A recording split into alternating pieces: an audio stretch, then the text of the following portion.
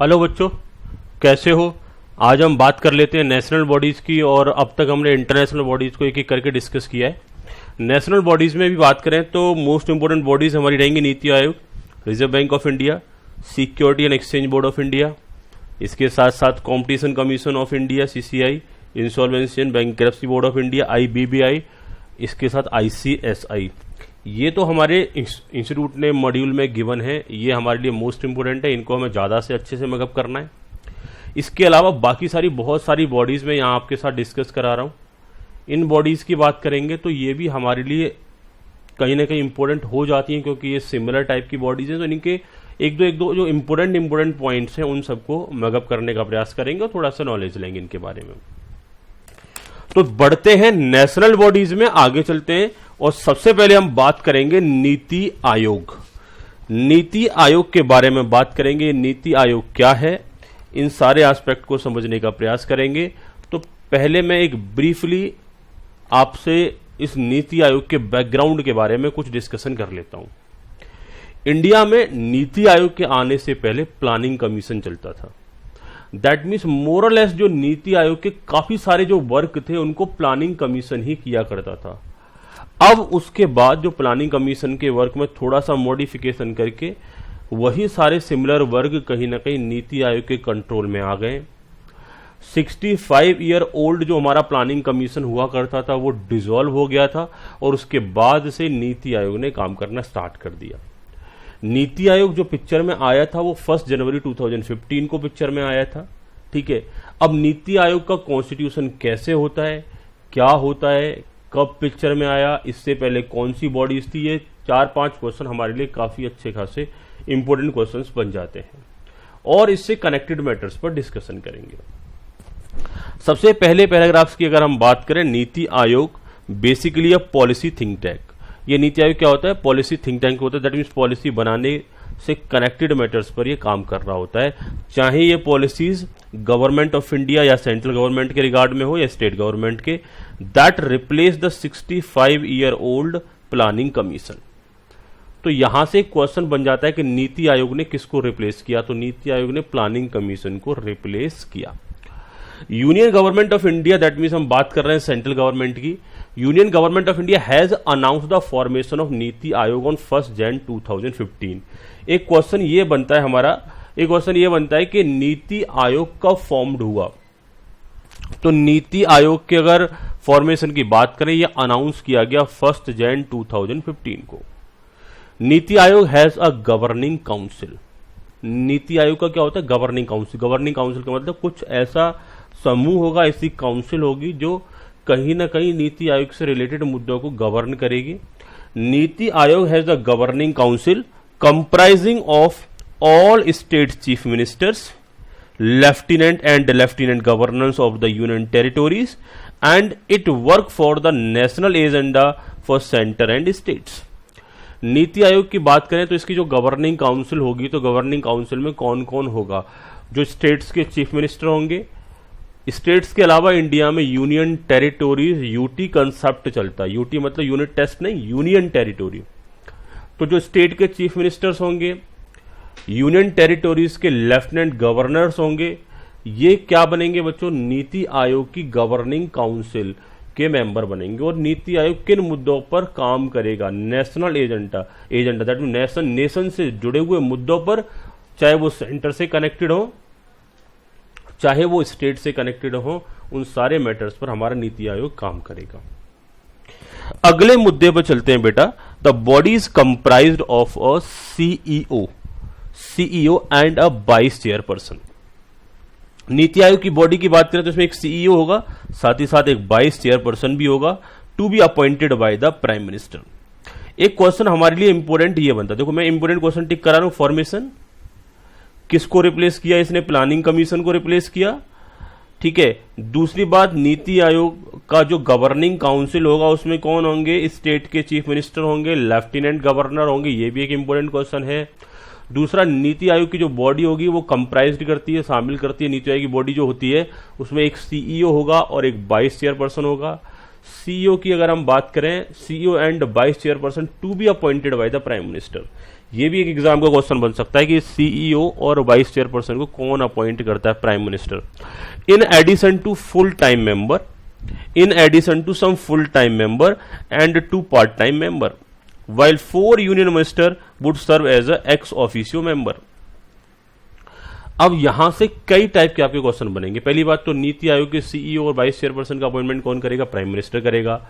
इसमें कुछ full time member होते हैं, कुछ पार्ट टाइम मेंबर होते हैं, बोथ और नन ऑफ दीज, ऐसे करके अगर क्वेश्चन बनता है तो बिल्कुल कुछ फुल टाइम मेंबर होंगे और कुछ पार्ट टाइम मेंबर होंगे।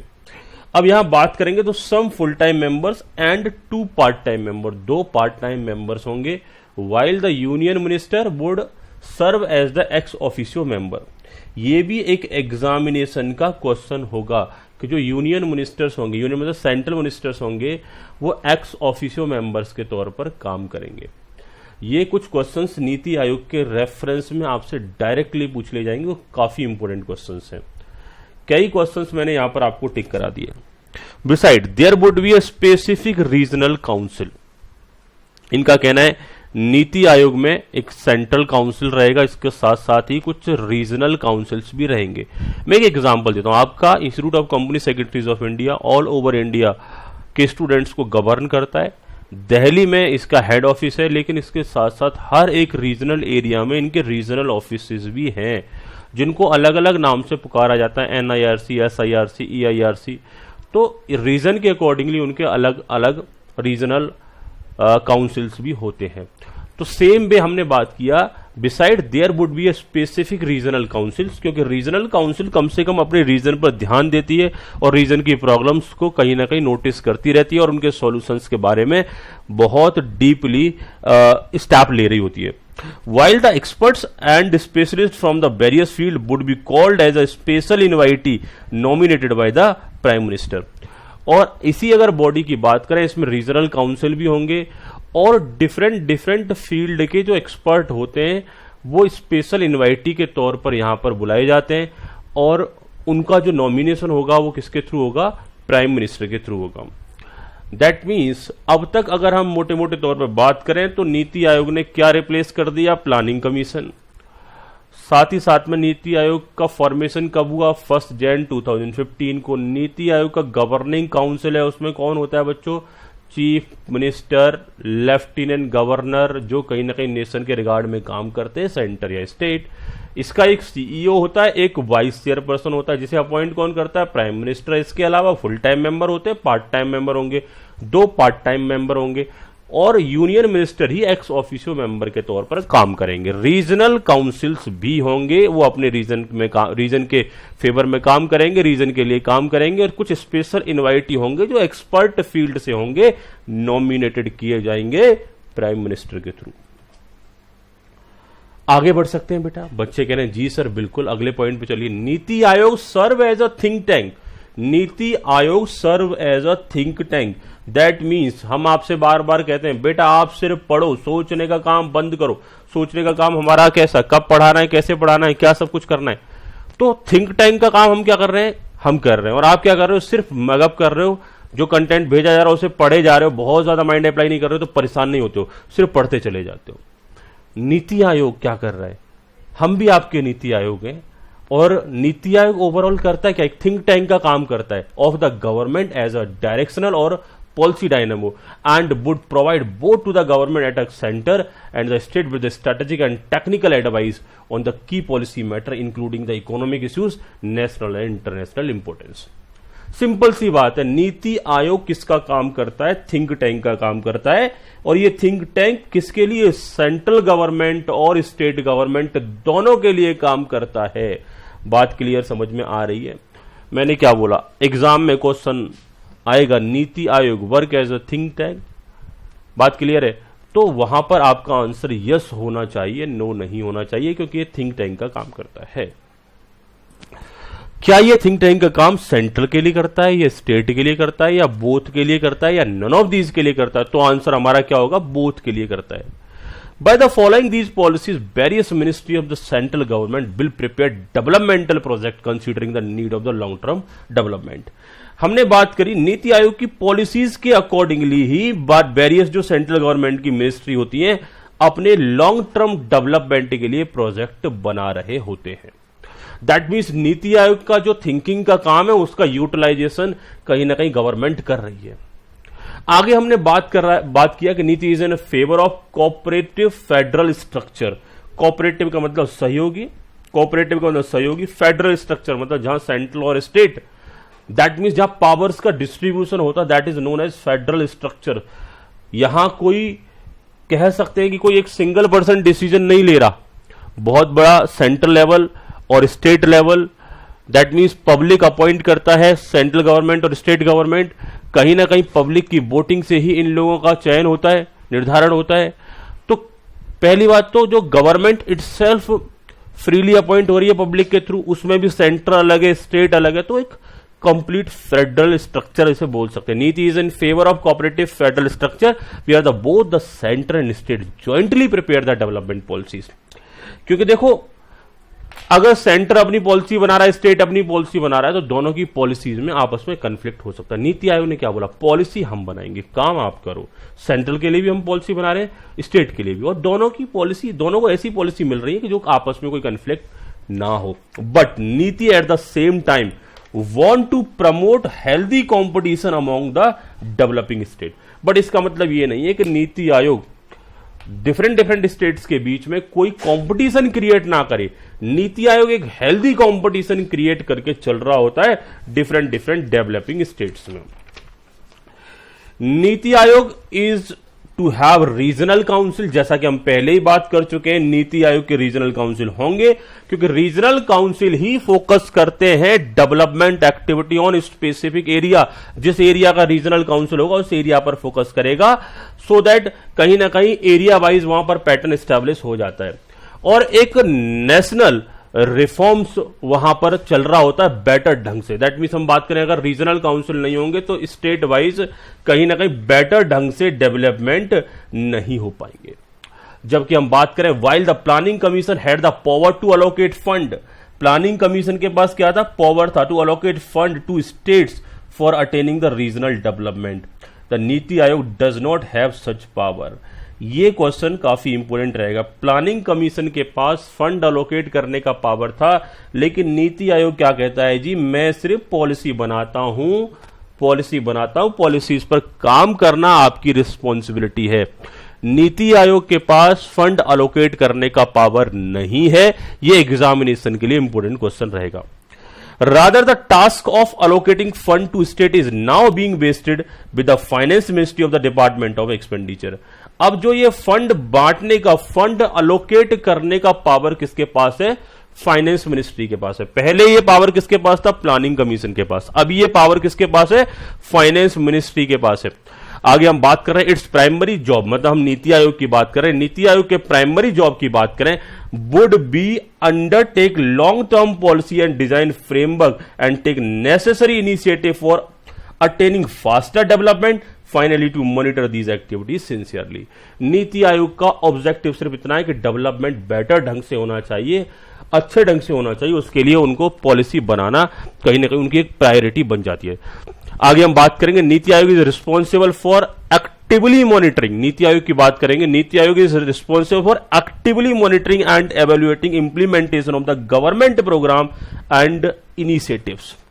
कहीं ना कहीं नीति आयोग ने जो पॉलिसीज बनाई, गवर्नमेंट के जो वर्क हो रहे हैं उनको मॉनिटर करने की रिस्पॉन्सिबिलिटी भी नीति आयोग की है। पॉलिसी बनाने का काम करता है, बट गवर्नमेंट की जो एक्टिविटीज है, गवर्नमेंट के जो इंप्लीमेंटेशन है, गवर्नमेंट के जो प्रोग्राम्स है, गवर्नमेंट के जो इनिशिएटिव्स मतलब स्टेप्स कह सकते हैं, उनको मॉनिटर करने का काम किसका रहेगा, नीति आयोग का। It was to consider developing such an institution.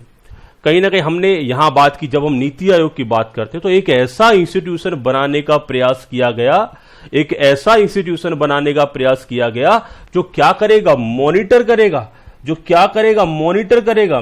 That means हमारा नीति आयोग मॉनिटर करेगा, एवेल्युएशन करेगा। सर किस बात का मॉनिटर करेगा, किस बात का एवेल्युएशन करेगा, that means monitoring and evaluation, M&E activities in the countries lying stress upon the quality standards. जो कंट्री में एक्टिविटी हो रही है उनका मॉनिटरेशन होगा, दैट मीन्स उनका क्वालिटी चेक किया जाएगा, जिससे कि कहीं ना कहीं एक एथिकल प्रोसीजर फॉलो हो सके और अप्रोप्रिएट तरीके से डिफरेंट इंस्टीट्यूट काम कर पाए या उनके मैकेनिज्म प्रॉपर ढंग से चल पाए।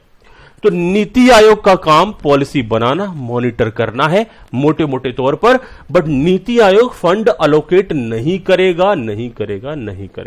तो सर प्लानिंग कमीशन करता था क्या? जी बिल्कुल करता था। अब फंड कौन अलोकेट करेगा जी? अब फंड करेगा फाइनेंस मिनिस्ट्री अलोकेट करेगा। अब आगे इन्होंने बोला NITI Aayog would therefore means a group of people, यहां पर बहुत सारे पीपल्स होंगे, उस ग्रुप की हमने बात भी की है कि नीति आयोग के कॉन्स्टिट्यूशन में क्या क्या शामिल होगा। अब group of people with authority interested by the government to formulate regulate policies concerning transformation of India.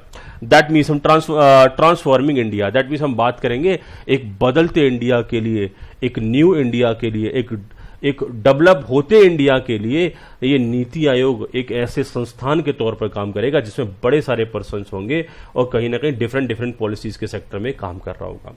It is a commission to assist government in both social and economic issues. ये social issues में भी government को कहीं ना कहीं assist करेगा और economic issues में।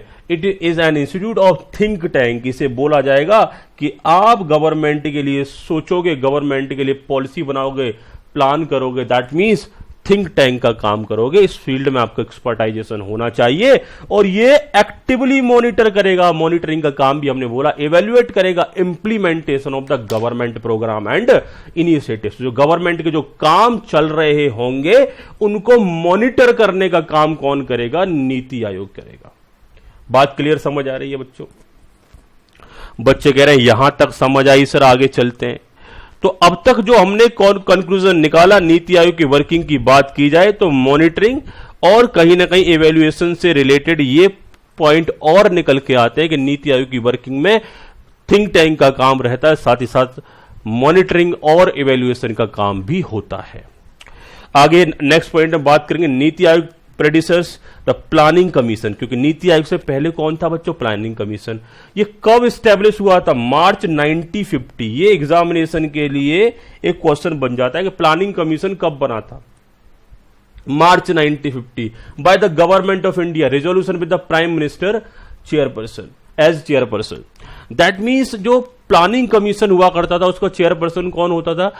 लास्ट टाइम पर प्राइम मिनिस्टर हुआ करता था, prime minister as a chairperson. The initial mandate was to establish heavy industries through the public investment as a means of achieving the rapid industrialization। और हम बात करें initially हमारा जो ऑब्जेक्टिव थे, मैंडेट थे, वो क्या थे? इस्टेब्लिश करना बड़ी बड़ी इंडस्ट्रीज को जिनमें पब्लिक इन्वेस्टमेंट भी किया जाए, गवर्नमेंट का इन्वेस्टमेंट भी हो, as a means for achieving the rapid industrialisation. और यही हमारे प्लानिंग कमीशन का ऑब्जेक्टिव था कि बड़ी बड़ी इंडस्ट्री लगाओ और जिससे कि रैपिड इंडस्ट्रियलाइजेशन होगा और डेवलपमेंट होगा। The function assign to the planning commission, planning commission को क्या फंक्शन असाइन किए गए, क्या बोला गया आपने क्या काम करना है? But to assess and allocate plan resource, formulate plan programme for area development, determine the implementation methodology, identify resource constant and review and adjust the implementation। बहुत सारा काम प्लानिंग कमीशन को दे रखा था। क्या दे रखा था? पहले आप रिसोर्स का बंटवारा भी आप ही करोगे, प्लान्स भी आप ही बनाओगे, प्रोग्राम्स कहां पर होने, किस एरिया में होने, कहां डेवलपमेंट होना है, कहां डेवलपमेंट नहीं होना, इंप्लीमेंटेशन कैसे होना है, आइडेंटिफाई, इवन दो रिव्यू करना है आपने काम ठीक से चल रहा है या नहीं चल रहा, और फिर अगर कुछ गड़बड़ है तो उसे एडजस्ट करना है, एडजस्ट करके इंप्लीमेंट करना है। ये सारे काम किसके थे? Planning commission. वही फंड बांट रहा है, वही देख रहा है, सारी चीजें कौन कर रहा है? Planning commission. लेकिन आज के टाइम में फंड अलोकेट करने की पावर नीति आयोग के पास नहीं है, क्योंकि प्लानिंग कमीशन को तो डिसॉल्व कर दिया गया है। क्योंकि प्लानिंग कमीशन की से इनको लगा कि प्लानिंग कमीशन को जिस तरीके से इन्होंने पावर्स एंड ड्यूटीज दे रखे उस तरीके से शायद काम बेटर ढंग से नहीं हो सकता। The planning Commission from 1950 to 2014 formulated 12 5-year plan. और प्लानिंग कमीशन ने 1950 से लेकर 1950 से लेकर के 2014 तक 12 5-year प्लान बनाए। कितने 5-year प्लान? 12 5-year plan. ये भी एग्जामिनेशन का क्वेश्चन बन सकता है कि प्लानिंग कमीशन ने कितने 5-year प्लान बनाए। 5-year प्लान मतलब 5 साल के लिए गवर्नमेंट रहती है, तो मोरलेस 12 5-year प्लान बनाए। 12 और 1950 से लेकर 2014 के बीच में। बात समझ पा रहे हो बेटा? तो एग्जामिनेशन क्वेश्चन की अगर हम बात करें, प्लानिंग कमीशन 1950 से कब तक काम किया? 2014 तक। कितने 5 ईयर प्लान बनाए? 12 5 year plan. The prime minister announce the closure of Planning Commission from the ramparts of the Red Fort on August 15, 2014। हमारे जो प्राइम मिनिस्टर जी हैं वो ज्यादातर जो कुछ भी नया अनाउंस करते हैं वो लाल किले की प्राचीर से, रैम्पार्ट से ही करते हैं।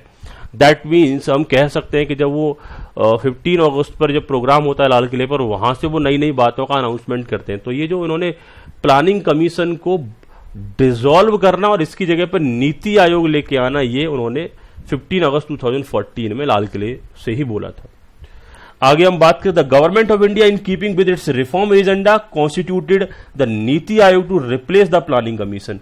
दैट मीन्स उनका कहना है कि एक बेटर रिफॉर्म्स के लिए, एक अच्छे तरीके से काम करने के लिए अब प्लानिंग कमीशन को रिप्लेस करके नीति आयोग को लाना होगा। This was done in order to better serve the need and ambitions of the people of India. जैसा कि हम अभी बात कर रहे थे, ये बेटरमेंट के लिए जरूरी था। And important evolutionary changes from the past, NITI Aayog act as the essential platform of the government of India to bring state to act together in the national interest, thereby the raise cooperative federalism। That means हम बात कर रहे हैं कि नीति आयोग की अगर हम बात करें, अगर हमें बेटर फेडरलिज्म इस्टेब्लिश करना है, कोऑपरेटिव फेडरलिज्म इस्टेब्लिश करना है, तो नीति आयोग का आना जरूरी था। और ये एक एवोल्यूशनरी चेंजेस के तौर पर इसे देखा गया, क्योंकि नीति आयोग की वर्किंग एक स्पेशलाइज्ड पर्सन के, स्पेशलाइज्ड इंस्टीट्यूशन के तौर पर कर दी है। और पहले क्या था कि एक ही इंस्टीट्यूशन सारे काम कर रहा था। नीति आयोग इस्टेब्लिश हुआ इन 2015, is one of the Indian democracies youngest institutions. अगर इंडियन डेमोक्रेसी के अगर यंगेस्ट इंस्टीट्यूशन की बात की जाए जो अभी अभी बनाए, तो वो कौन है बच्चों? नीति आयोग। ये क्वेश्चन भी एग्जाम में बन सकता है। इस्टेब्लिश कब हुआ? 2015 में।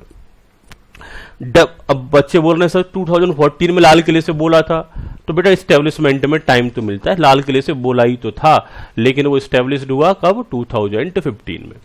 It has been delegated with the mandate for reimagining the development of agenda by dismantling old style central planning। इनका कहना है कि आप सेंट्रल प्लानिंग मत करो, नीति आयोग बनाओ, उसके रीजनल काउंसिल्स बनाओ, उसके रीजनल इंस्टीट्यूशंस बनाओ, जगह जगह की प्रॉब्लम्स आइडेंटिफाई होंगी, उसके बाद हम डेवलपमेंट की बात करेंगे। हम सेंट्रल में बैठ करके एक सेंट्रलाइज प्लानिंग कैसे कर सकते हैं, और सेंट्रलाइज प्लानिंग में दिक्कत होती है। बात समझ रहे हो? आपकी फैमिली में आपके लिए कोई सामान आना है तो आपकी राय जाननी चाहिए क्या, कि जूते या शूज की अगर हम बात करें कौन सी कंपनी के पहनने, कैसे कंफर्टेबल होने, आपसे पूछ के लाएं या फादर ही एक बार डिसाइड कर लें? ऐसा होता है क्या? नहीं। आपके लिए कपड़े आते तो आपसे पूछा जाता है, आपके लिए जूते आएंगे तो आपसे पूछा जाएगा। तो फिर कैसे सेंट्रल वहां स्टेट में कैसे एक सेंट्रल एक लोकेशन में दिल्ली में बैठ करके ऑल ओवर इंडिया के लिए प्लानिंग कर रहा था? नॉर्थ ईस्ट यहां से कितना दूर पड़ता है, ईस्टर्न स्टेट्स यहां से कितना दूर पड़ते हैं, वेस्टर्न स्टेट्स यहां से कितना दूर पड़ते हैं। दिल्ली में बैठ करके पर्सन कैसे फील कर सकता है, दिल्ली में बैठ के पर्सन कैसे फील कर सकता है कि असम के जंगलों में क्या, वहां का जो पर्सन होगा वो क्या प्रॉब्लम फेस कर रहे हैं? उसके लिए रीजनल काउंसिल होनी चाहिए। रीजनल काउंसिल रीजन की प्रॉब्लम्स को देखेगी, देन आफ्टर ये एक बेटर तरीके से प्लानिंग हो सकता है। वो ये फैसिलिटी नीति आयोग में अवेलेबल है, लेकिन प्लानिंग कमीशन में नहीं थी। NITI Aayog was mandated to cooperate federalism, that means state और सेंट्रल दोनों का इन्वॉल्वमेंट रहेगा। Evolve a national agreement and developmental goals, कहीं ना कहीं ये नेशनल लेवल पर डेवलपमेंट की बात करेंगे और नेशनल एग्रीमेंट कह सकते हैं, क्योंकि ईच एंड एवरी पर्सन का इन्वॉल्वमेंट है, state as well as centre. Redefine the reform agenda, reform agenda जो बदलाव है, जो चेंजेस लाने वाले हैं, जो हमारे माइंड सेट थे, उनको एक नए सिरे से रीडिफाइन करना। Act as a platform for resolution of the cross sectorial issues, that means हमने डिफरेंट सेक्टर्स के इशूज को भी यहां पर गवर्न करेंगे between centre and states. Capacity building and to act as a knowledge and innovation hub, that means अब नीति आयोग के काम करने से कहीं ना कहीं कैपेसिटी बिल्डिंग होगा। और ये नीति आयोग एक तरीके से हमारे पॉलिसी थिंक टैंक के तौर पे काम कर रहा है। तो नीति आयोग के जो सजेशंस अब हमारे लिए एक तरीके से नॉलेज और इनोवेशन हब के तौर पर काम करेंगे। NITI Aayog is the primary policy think tank of the government of India, providing the both directional and policy input. बार बार मैं बात कर रहा हूं, ये थिंक टैंक वर्ड है, ये एग्जामिनेशन के लिए बार बार हाईलाइट हो रहा है कि गवर्नमेंट के थिंक टैंक के तौर पर ये काम कर रहा है। ये पॉइंट बच्चों अच्छे से आपने रिटेन कर लेना है। While designing the strategic and long-term policies and program for the government of India, the Niti Aayog also provide relevant technical advice the center and state. जब जब कोई प्लानिंग या स्ट्रेटेजी बनाई जाएगी, लॉन्ग टर्म पॉलिसीज बनाई जाएंगे, तो NITI Aayog centre के लिए भी काम करेगा, स्टेट के लिए भी, और दोनों को ही एडवाइस देगा। अब यहां बात कर लेते हैं बच्चों present constitution of NITI Aayog as on February 3, 2020 is as under. 3 February 2020 को अगर देखा जाए तो प्रेजेंटली जो नीति आयोग का कॉन्स्टिट्यूशन है, इसके चेयरपर्सन है श्री नरेंद्र मोदी जी, जो कि हमारे प्राइम मिनिस्टर हैं। प्राइम मिनिस्टर चेयरपर्सन होंगे। वाइस चेयरपर्सन है doctor Rajiv Kumar. Vice chairperson है नीति आयोग के कौन है? डॉक्टर राजीव कुमार। ये एग्जामिनेशन क्वेश्चन है, वेरी वेरी इंपॉर्टेंट रहेंगे एग्जामिनेशन के लिए, अच्छे से रिटेन कर लेना। फुल टाइम मेंबर हैं Shri B K Saraswat, professor Ramesh Chand, doctor B K Paul. Ex officio member हैं Shri Rajnath Singh, minister of defence है जो। Shri Amit Shah ji, minister of home affairs है। Shrimati Nirmala Sitharaman, minister of finance है and minister of corporate affairs हैं। Shri Narendra Singh Tomar, minister of agriculture and farmer welfare, minister of rural development and minister of panchayat raj. हमने बोला था कि एक्स ऑफिशियो मेंबर कहाँ से होगा, तो इन्होंने कहा कि ये जो मिनिस्टर्स होंगे वो कहीं ना कहीं एक्स ऑफिशियो मेंबर्स बनेंगे। जो चेयरपर्सन है वो प्राइम मिनिस्टर रहेंगे। वाइस चेयरपर्सन है डॉक्टर राजीव कुमार जी हैं। इसके साथ साथ हम बात करेंगे स्पेशल इन्वाइटीज की बात करें, यहाँ पर डिफरेंट फील्ड के एक्सपर्ट आ रहे होते हैं। तो नितिन गडकरी जी, नितिन जयराम गडकरी स्पेशल इन्वाइटी में हैं। डिफरेंट मिनिस्ट्री है इनके पास। श्री तवरचंद गहलोत, श्री पीयूष गोयल और श्री राव इंद्रजीत सिंह, ये हमारे बेसिकली स्पेशल इन्वाइटी में हैं। चीफ एग्जीक्यूटिव ऑफिसर की अगर बात करेंगे श्री अमिताभ कांत, ये भी एक अपने आप में इंपॉर्टेंट क्वेश्चन रहेगा। तो स्पेशल इन्वाइटी में कौन है प्रेजेंटली, एक्स ऑफिशियो मेंबर में कौन है, फुल टाइम मेंबर में कौन है? तो ये बच्चों अच्छे से जो प्रेजेंटली कॉन्स्टिट्यूशन है इसे आप रिटेन कर लेना। तो present constitution of NITI Aayog as on February 3, 2020 is as under. अब हम आगे बात कर लेते हैं रेलेवेंस ऑफ द नीति आयोग। रेलेवेंस ऑफ नीति आयोग, हालांकि नीति आयोग और प्लानिंग कमीशन का आपस में कंपैरिजन करते करते हम इसको बहुत हद तक समझ चुके हैं। कॉम्पिटेटिव फेडरलिज्म, दैट मीन्स यहाँ स्टेट और सेंटर दोनों के लिए काम चल रहा होता है। कॉम्पिटेटिव फेडरलिज्म दैट मीन्स यहाँ पर स्टेट को भी इंपॉर्टेंस दिया जा रहा है और कहीं ना कहीं सेंटर को भी इंपॉर्टेंस दिया जा रहा है। तो बेटा एग्जाम में ऐसे क्वेश्चन बन सकता है, which of the following is the relevance of NITI आयोग और नॉट। तो ये पॉइंट अच्छे से रिटेन कर लेना। कॉम्पिटेटिव फेडरलिज्म रेलेवेंस रहेगा क्योंकि कहीं ना कहीं ये सेंट्रल और स्टेट दोनों को सपोर्ट करता है। कोऑपरेटिव फेडरलिज्म कॉम्पिटेटिव भी है और कोऑपरेटिव भी है। दैट मीन्स कोऑपरेटिव का मतलब है कि ऐसा नहीं है कि स्टेट और सेंटर आपस में कन्फ्लिक्ट करा दिया, दोनों एक दूसरे को कोऑपरेट करके चलेंगे क्योंकि एक सेंट्रलाइज्ड एंटिटी है, एक सेंट्रलाइज्ड बॉडी, एक यूनिक बॉडी है जो कि स्टेट के लिए भी प्लानिंग कर रही है और सेंट्रल के लिए भी। ग्रेटर अकाउंटेबिलिटी दैट मीन्स ज्यादा कहीं ना कहीं भरोसा बनता है, एक ऐसी एंटिटी जो दोनों के लिए काम कर रही है तो उस पर ज्यादा अकाउंटेबिलिटी बनेगी। तो ये भी पॉइंट अच्छे से रिटेन करना है। थिंक टैंक का काम करता है और governance for resolutions, convergence for resolution. Convergence for resolution का मतलब है कि एक डिफरेंट टाइप के जो इशू फेस किए जाते हैं उन सारे इशूज को रिजॉल्व करना, कार्व आउट कर देना, कन्वर्जेंस कर देना। दैट मीन्स जहां पर आपस में कन्फ्लिक्ट हो रहे हैं उन कन्फ्लिक्ट को रिजॉल्व कर देने का काम भी नीति आयोग करता है। तो ये मेन मुद्दे हमने यहां पर रिटेन कर लेने, एग्जाम में ये क्वेश्चन हमारे सामने आ सकता है। नीति आयोग इन न्यूज की बात करें तो नीति आयोग प्रेजेंटली किन किन मुद्दों पर न्यूज में रहा है उन सारे एस्पेक्ट को देखते हैं। स्टेट की अगर बात करें, state need to boost ease of doing business. Ease of doing business की अगर हम बात करें तो हमारे यहाँ बिजनेस करना कितना आसान है, ये कहीं ना कहीं रैंकिंग होता है वर्ल्ड बैंक का।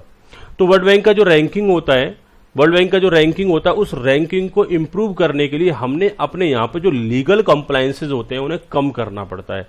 ऐसा कुछ इस तरीके से स्ट्रक्चर बनाना पड़ता है कि जैसे कोई भी पर्सन बिजनेस स्टार्ट करना चाहे तो उसे लाइसेंस वगैरह लेने के लिए बहुत ज्यादा भाग दौड़ ना करनी पड़े, माता बच्ची ना करनी पड़े, बड़े ही आराम से उसका बिजनेस स्टार्ट हो जाए। और किया भी है, ईज ऑफ डूइंग बिजनेस हमारे यहाँ हुआ भी। अगर आज आप अपना एमएसएमई में रजिस्ट्रेशन कराना चाहते हो तो अपने आधार कार्ड को लेकर के बैठ जाओ, घर बैठे बैठे कहीं जाने की जरूरत नहीं है, आपका एमएसएमई रजिस्ट्रेशन पॉसिबल है। विद इन अ डे आपका रजिस्ट्रेशन हो जाता है, 2 से 3 दिन में आपके नेट पर ही आपको रजिस्ट्रेशन लेटर मिल जाता है, कहीं भाग दौड़ की जरूरत नहीं है। ये आज के टाइम में पॉसिबल है, पहले पॉसिबल नहीं था। नीति आयोग की मैं बात कर रहा हूं, state needs, NITI Aayog news की बात कर रहे हैं। स्टेट जो होते हैं, स्टेट्स का मतलब गवर्नमेंट से need to boost ease of doing business. और Times of India dated February 3, 2020, that means NITI Aayog ने बोला कि जो स्टेट्स हैं उनको और बेटर ढंग से ईज ऑफ डूइंग बिजनेस पर ध्यान देना होगा।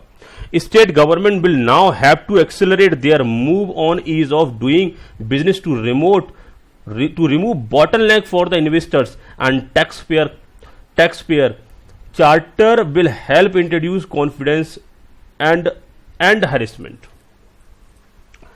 नीति आयोग की अगर हम बात करें तो नीति आयोग ने बोला कि जो स्टेट्स होंगे, स्टेट गवर्नमेंट्स होंगे, उनको भी अपने ईज ऑफ डूइंग को एक्सेलरेट करना पड़ेगा।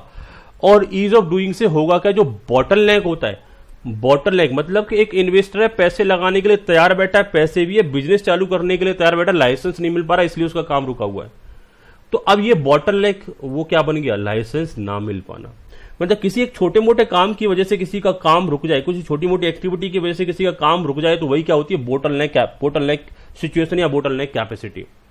तो इनका कहना है इन्वेस्टर्स के लिए कोई एक्टिविटी बोटलनेक नहीं बननी चाहिए। नीति आयोग का कहना है कि स्टेट गवर्नमेंट को अपने यहां पर ईज ऑफ डूइंग बिजनेस करना पड़ेगा।